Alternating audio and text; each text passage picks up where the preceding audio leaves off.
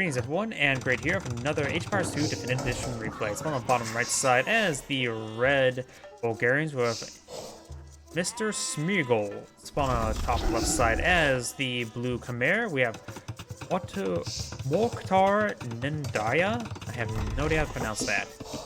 Let's go reach player civilization bonuses. Bulgarians, they are infantry and cavalry civilization. You can also probably throw in the word defense in it as well. Militia line upgrade is free, which is actually quite nice. Towns that are cost 50% less stone, very nice. Blacksmith and siege workshop technologies cost 50% less food. Can build crate posts, which are like a mini castle, cost a half. Provide a good same amount of population. Doesn't have the same technologies, but base is a half of a castle, and generally more cost effective than a castle, really.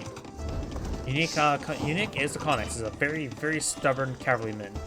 Unique text, stirrups, cavalry attack 33% faster. Baggins, militia line gets plus 5 armor. Team bonus, blacksmiths work 80% faster. Over here are the Khmer. They are siege and elephant civilization. No boons required in next base next age. On this sort of map with pre-built walls, that could be very useful. We do got now forward barracks right there. It's going for a militia rush with villagers. Let's go for the rest of the civilization bonuses quickly. Farmers don't require mills or town centers to drop off food, which can be nice.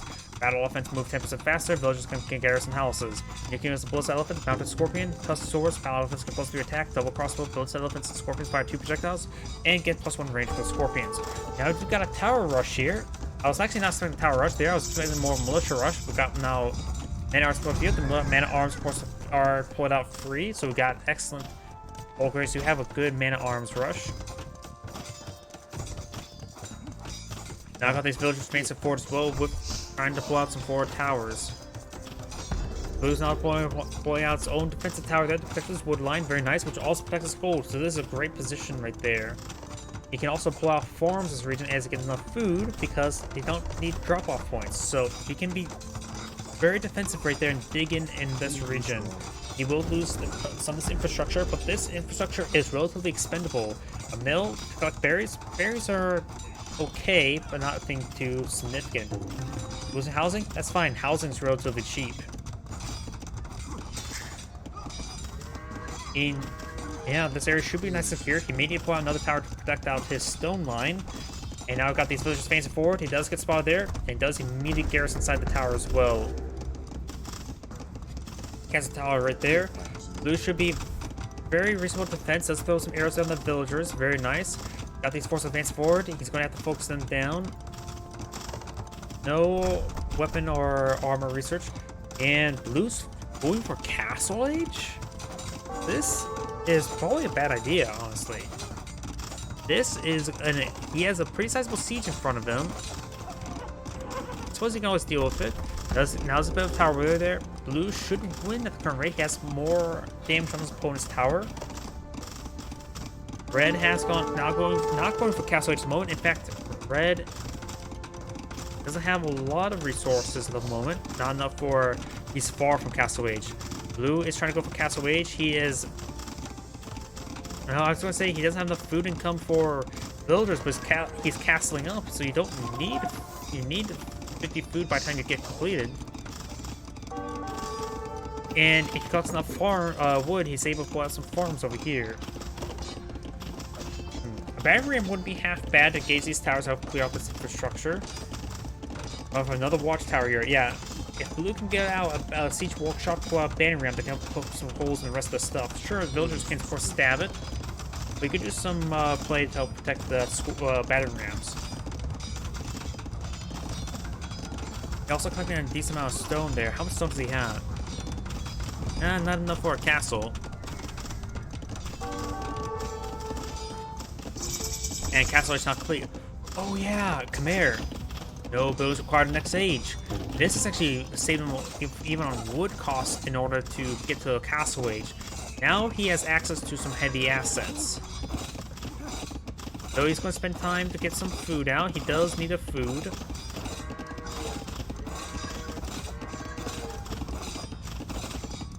There you go. He needs another villager on the build. He has a 50 food there. There we go. His villager production has been neglected because of this castle age. He's at 21 villagers versus 28.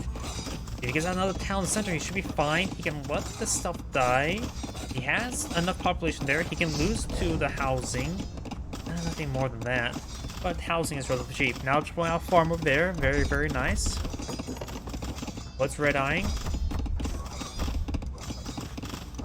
Red's just eyeing for villagers there. He's far from castle age.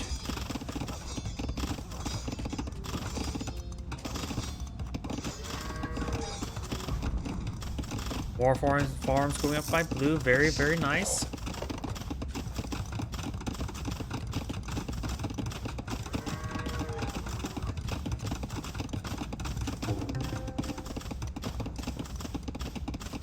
Now these forces are trying to push him forward. Of course, he has protection in the town center. He does not really have the defense over here, but there's only mana-arms. The villagers can be brought off the line in order to stab them. Going for the stone right now. Let's see. He has 17 villagers there. Could maybe stand to get a second tower in this region, help protect this area. He may want to try getting another town center in this area to help protect this region. Just the forces right there. Red's not going for more spearmen. He's maybe concerned about knights. Villagers getting some great damage there on the man-at-arms. He needs to get these back on the line. Now getting a lot of stone being collected on out. Blue's getting a good reserve of stone. He may be eyeing for a forward crate post if he goes for a castle age. He's still far from castle age. He's going for scouts as well. I disagree with scouts.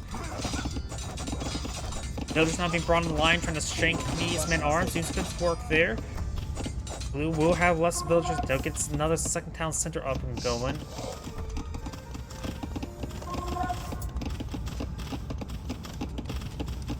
Oh, I now just saw this.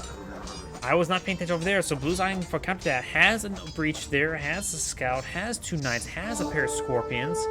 That's a sizable force there. And if Blue's able to pull out some banner rams over there and clear out some of that infrastructure, losing all those houses is actually going to be very important.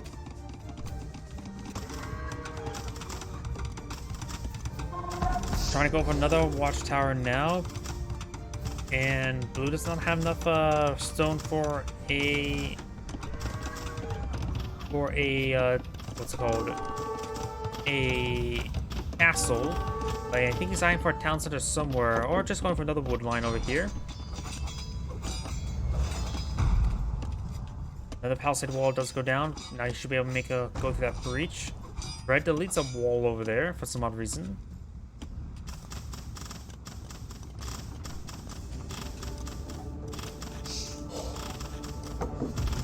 There's a lot of watchtowers here.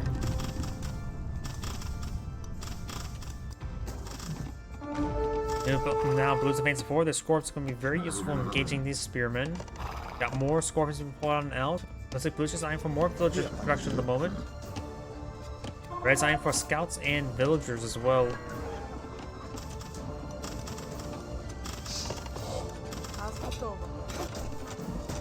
Scorpions do find a volley there. Nice one to overrun these forces. Let's get a good hit there on those villagers. I haven't really seen Scorpion harassment on villagers before. And they're doing some decent work there. He does have +1 range to Scorpion as well of his team bonus, so do have decent range. 8 range is actually a significant amount. Going for a forward monastery? Okay. And all this infrastructure here is just taking out some more of these housing. Right now, Red's at pop cap as well. Finds another kill down the villager. That'll free up pop cap. Blue's going for more knights and more villagers at the moment. Red is still pretty far away from going from castle age, isn't he? Yep, he's spending his food on everything but castle age.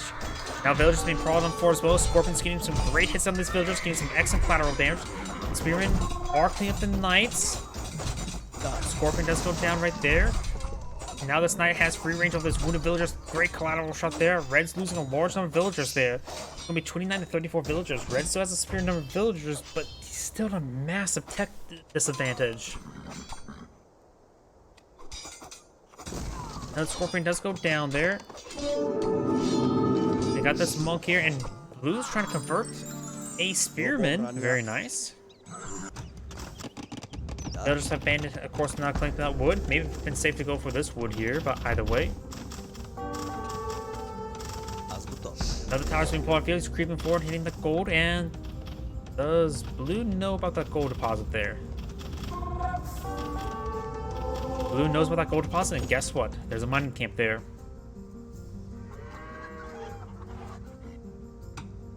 Scorpions now seems to hit some from the scouts. Scouts do bonus damage versus siege weapons. And now Blue starts eyeing for more monks. He is low on food at the moment. He needs more, there we go. He's pulled out some farms around the lumber camp now. We've got another town, now Watchtower being pulled up at red. He's starting to defeat defensive as well. Blue does have enough stone for a town center. He may want to get a town center up and going in order to protect that external resource collection.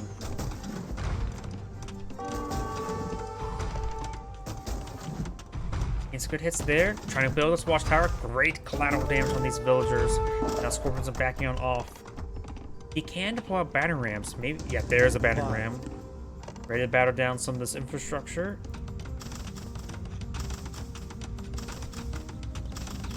Another tower right there. Jeez, cool little the towers. It's not going anywhere.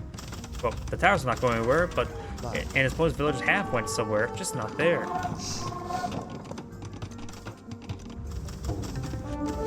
And pulling out more towers there. Jeez. I don't think I've ever seen this many towers before in a tower rush. Most people back off after 1 or 2 towers, but he is stubborn. There are towers everywhere. Red has no food reserve at the moment, and still no Castle Age in sight. He just may not get Castle Age this game. Trying to get this conversion there. Remember, scouts do resist conversion. And all the monks do go down.